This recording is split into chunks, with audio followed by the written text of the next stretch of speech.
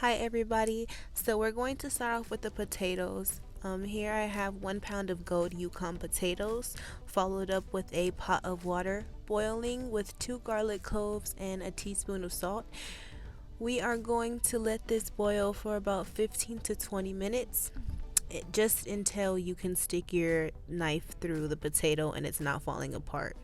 So here we have my veggies. I have 2 yellow squash and 1 zucchini, and I'm cutting it up and just putting it aside for later. We are not seasoning our veggies, they are going to be cooked perfectly dry. So here I have a New York strip steak, thin slice and bone in. I love them thin, but if you want a thicker steak, you can go ahead and get you a thick steak. So what I'm doing here is I'm seasoning both sides. The seasonings will be linked in the description.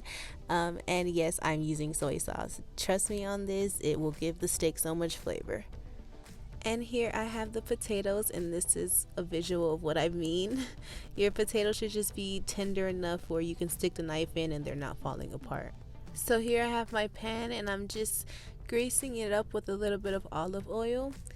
I set my potatoes down, and this is what you're going to do. If you don't have a potato smasher, you can just use the back of a cup to smash your potatoes down.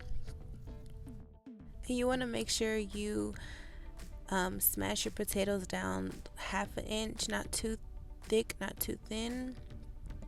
And here I am just drizzling my potatoes with olive oil. Just like the steak, the ingredients will be listed in the description that I used for the potatoes. And I sprinkled some Parmesan cheese and some fresh garlic on both sides.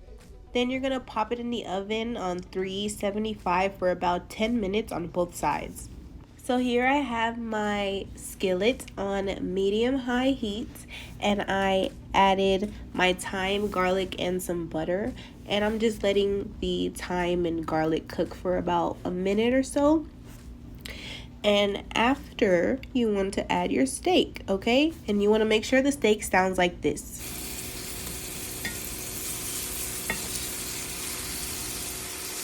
Last, you want to cook the steak 2 to 3 minutes on each side, and you want to make sure you're getting all the butter, thyme, garlic on top of the steak so it can absorb its flavor.